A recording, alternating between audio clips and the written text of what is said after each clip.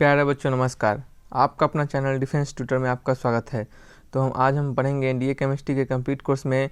ये हमारा दूसरा चैप्टर होगा एलिमेंट मिक्सचर एंड कंपाउंड। ये एलिमेंट मिक्सचर एंड कंपाउंड का कंसेप्ट 1 होगा और इसके बाद आपको बैक टू बैक बहुत सारे लेक्चर और बताए जाएंगे कंसेप्ट के और फिर क्वेश्चन के, और फिर आपको प्रीवियस क्वेश्चन को पढ़ाया जाएगा। तो इससे पहले आपको बताते हैं कि हमने अपने एनडीए केमिस्ट्री के कंप्लीट कोर्स में चैप्टर 1 को यानी फिजिकल और केमिकल चेंज को बता दिया है, और उसके सभी कंसेप्ट को क्वेश्चन वाइज और प्रीवियस क्वेश्चन को भी बताया है, जो कि आप हमारे प्लेलिस्ट में जाकर देख सकते हैं। तो चलिए लेक्चर को स्टार्ट करते हैं।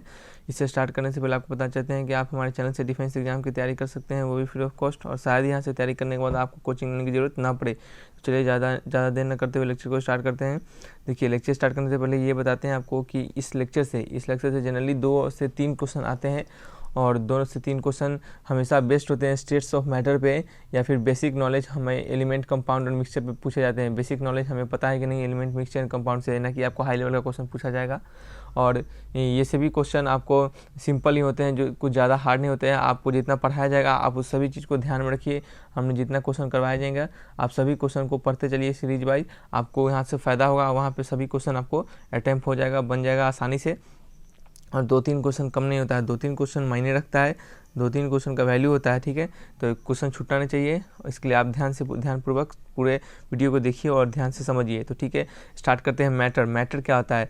मैटर हमें अब तो बच्चे से डिफिनेशन पढ़ने जा रहे हैं कि anything that occupy mass and that occupy space and possesses mass are called matter. उसी को हम क्या कहते हैं? मैटर कहते हैं। ऐसा ऑब्जेक्ट जो अपने पास से कुछ जगह रखे या फिर कुछ मास कंटेन करे, उसको क्या कहते हैं? मैटर कहते हैं, ठीक है।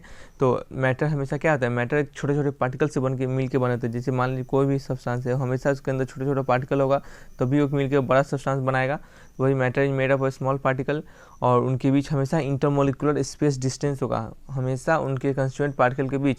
जैसे मान लीजिए यही था पार्टिकल, ये मान लीजिए कोई मैटर है, ठीक है, और इसके बीच कोई कंस्टिट्यूएंट पार्टिकल का डिस्टेंस है, इसके बीच डिस्टेंस है, इसके बीच डिस्टेंस है। यानी कहने का मतलब है कि हमेशा उनके बीच इंटरमोलिकुलर डिस्टेंस प्रेजेंट होगा इनके कंस्टिट्यूएंट पार्टिकल के बीच, ठीक है। तो आपको बता दें कि मैटर को जनरली क्लासीफाई किया गया है 2 बेसिस पे, फिजिकल क्लासिफिकेशन के अनुसार और केमिकल क्लासिफिकेशन के अनुसार। किसके अनुसार? फिजिकल क्लासिफिकेशन के अनुसार और केमिकल क्लासिफिकेशन के अनुसार, ठीक है। तो हम फिजिकल क्लासिफिकेशन को पढ़ेंगे आज। क्या पढ़ेंगे? अभी फिजिकल क्लासिफिकेशन को पढ़ेंगे। फिजिकल क्लासिफिकेशन में हम पढ़ेंगे सॉलिड, लिक्विड और गैस के कैरेक्टरिस्टिक प्रॉपर्टी को, और उनसे रिलेटेड बहुत सारी चीज़ को समझेंगे हम फिर। और उसके बाद नेक्स्ट टॉपिक में, नेक्स्ट हमारा वीडियो में आएगा टाइप्स ऑफ सॉलिड के बारे में। जितने भी टाइप्स के सॉलिड होते हैं, एमोर्फस सॉलिड, क्रिस्टलाइन सॉलिड में आयनिक, मेटेलिक, कोवेलेंट, मॉलिक्यूलर, सभी टाइप के सॉलिड को पढ़ेंगे, एग्जाम्पल सहित पढ़ेंगे, क्योंकि ये बहुत ही महत्वपूर्ण होते हैं ये सब टाइप्स ऑफ सॉलिड। तो ठीक है, पहले इस चैप्टर को हम समझते हैं, इस टॉपिक को समझते हैं। Physical classification. फिजिकल क्लासिफिकेशन में हम क्या पढ़ेंगे? देखिए, मैटर में बी क्लासिफाइड इनटू 5 स्टेट्स।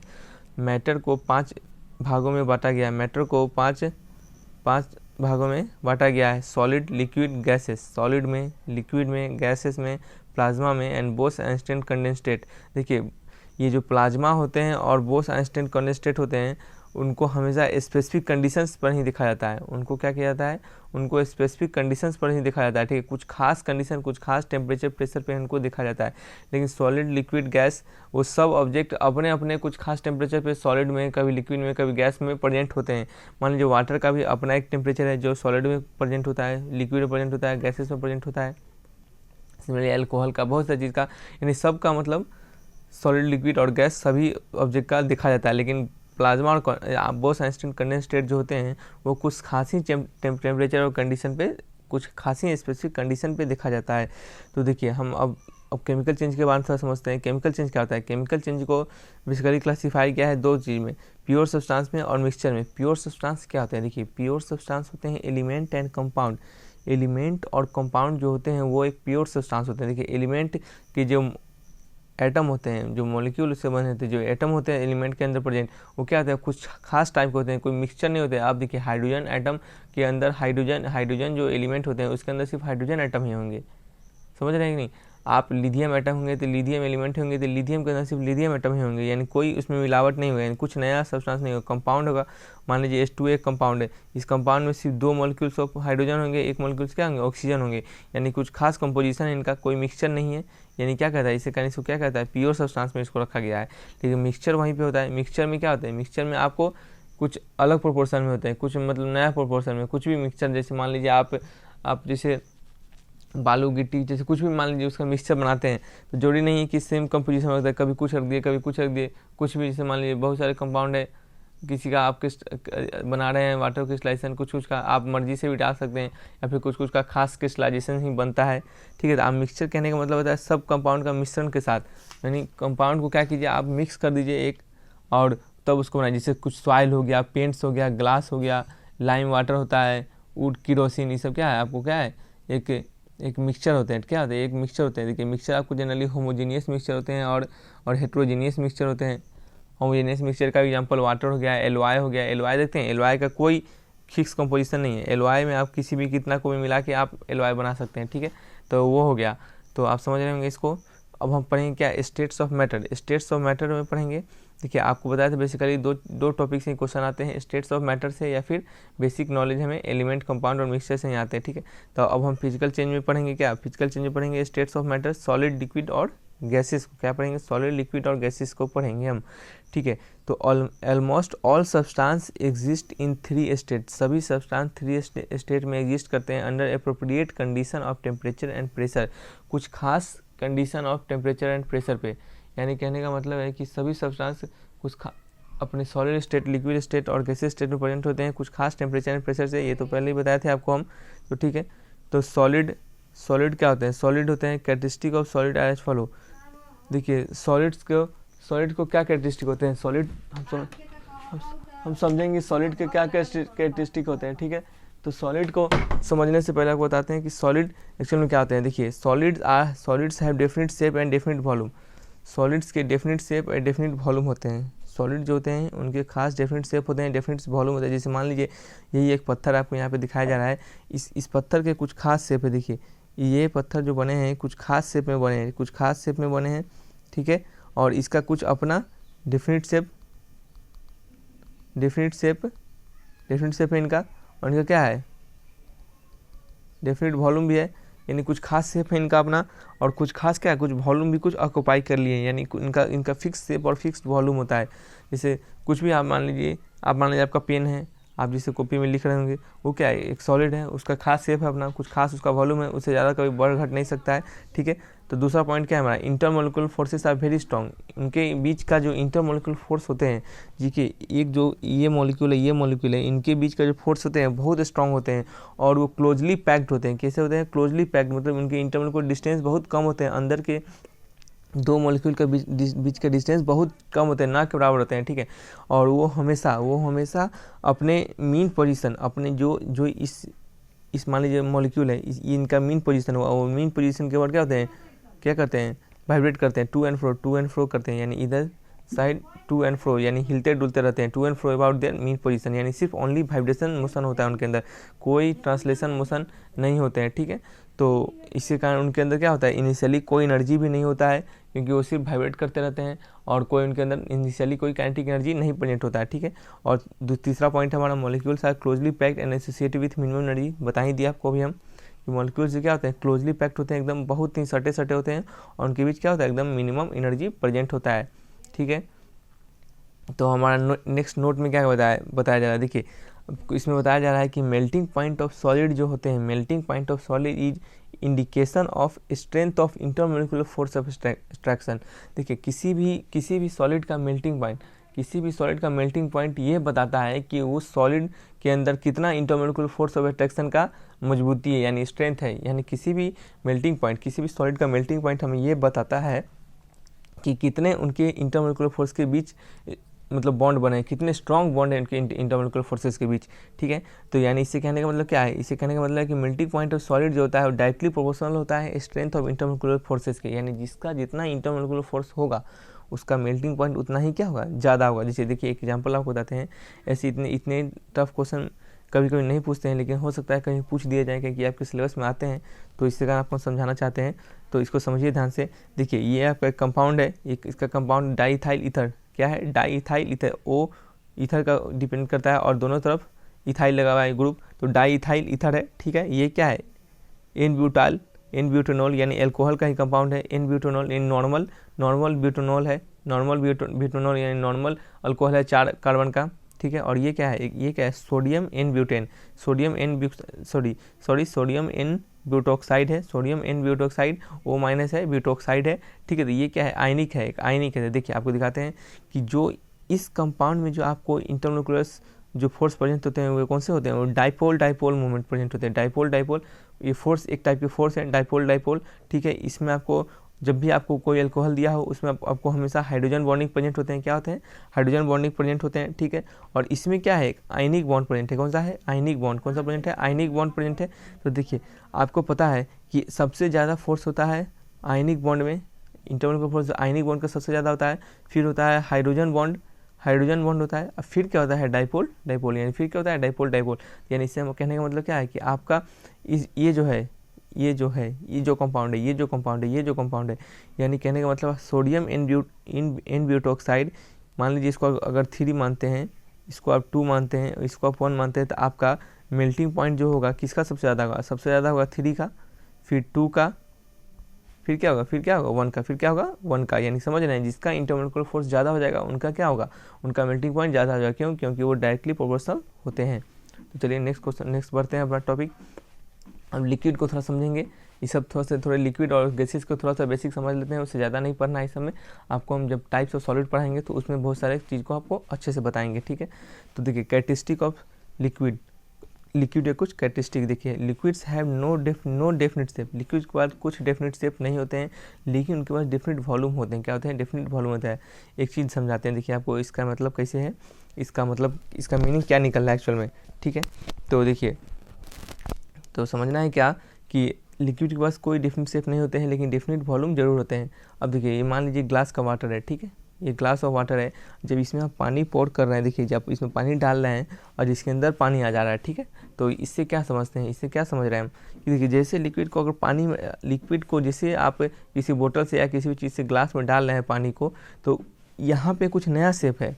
जब इस ग्लास में जा रहा है तो ये ग्लास का शेप ले रहा है, यानी किसी कंटेनर में डाल देंगे तो वो कंटेनर का शेप ले लेगा। यानी कहने का मतलब कोई इनका डेफिनेट शेप नहीं है, लेकिन इनका डिफरेंट वॉल्यूम जरूर है। मान लीजिए बोतल में 1 लीटर, बोतल में अगर 1 लीटर पानी है, तो ग्लास में अगर 1 लीटर ग्लास है तो ग्लास में 1 लीटर ही पानी रहेगा, ना कि 2 लीटर हो जाएगा। और आधा लीटर ग्लास है तो उस ग्लास में आधा लीटर ही पानी जा पाएगा, यानी आधा लीटर ही उसमें आप उसको पानी उसमें डाल सकते हैं, ठीक है। यानी कहने का मतलब क्या है, वो एक डेफिनेट वॉल्यूम में है, क्या है, डेफिनेट वॉल्यूम में, ठीक है। तो ये सभी प्रॉपर्टी को ध्यान में रखिए, इससे क्वेश्चन बनते हैं, ठीक है। नेक्स्ट हमारा क्या है, नेक्स्ट हमारा कैरेक्टरिस्टिक है इसका कि इंटरमोलिकुलर फोर्सेस, जो लिक्विड के बीच इंटरमोलिकुलर फोर्सेस होते हैं वो उतने भी ज़्यादा स्ट्रॉन्ग नहीं होते, यानी सॉलिड से क्या होते हैं, वीक होते हैं, वे वीक होते हैं। और क्या करते हैं, वो एक दूसरे के ऊपर स्लाइड करते रहते हैं, ठीक है। और वो हमेशा लेकिन स्लाइड करते जरूर है, लेकिन वो अपने बाउंड्री से बाहर नहीं भागते हैं, कभी भी नॉर्मल कंडीशन में वो अपने बाउंड्री से बाहर नहीं भागते हैं, ठीक है। यानी कहने का मतलब है उनके पास इनिशियली कुछ ना कुछ काइनेटिक एनर्जी जरूर होते हैं।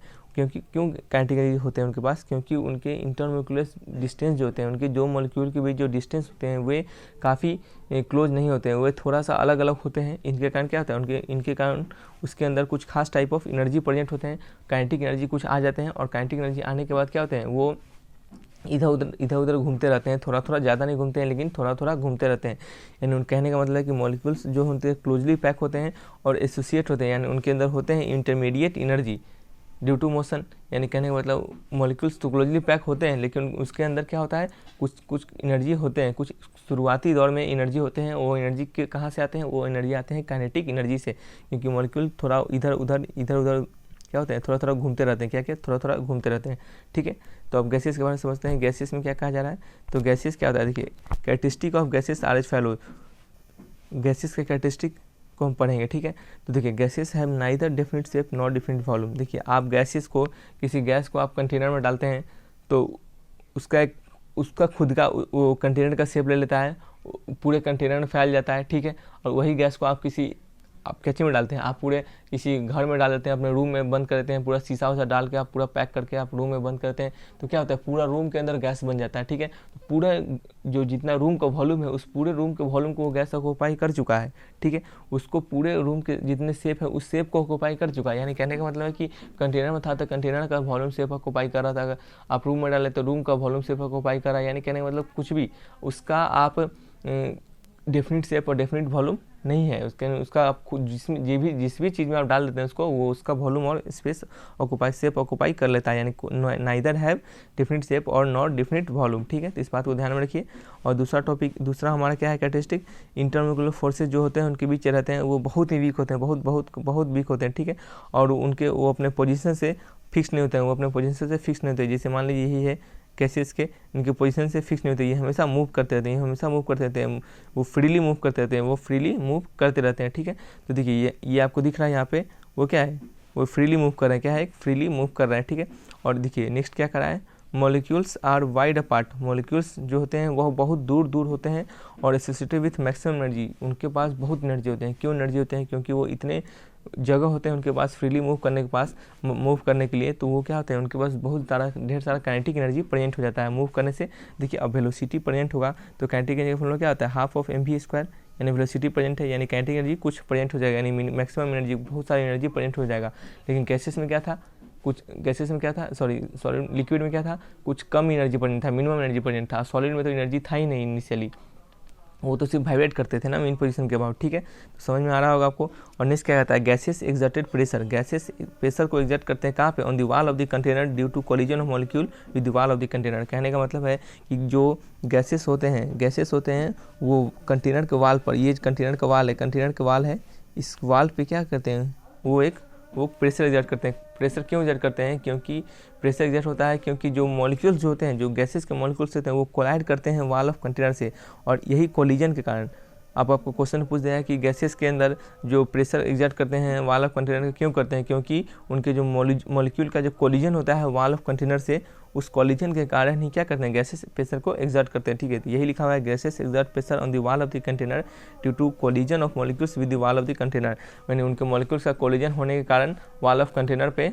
वो गैसेस प्रेशर को एक्सर्ट करते हैं, कहाँ पे, वॉल ऑफ कंटेनर पर। ठीक है, तो समझ में आ रहा होगा।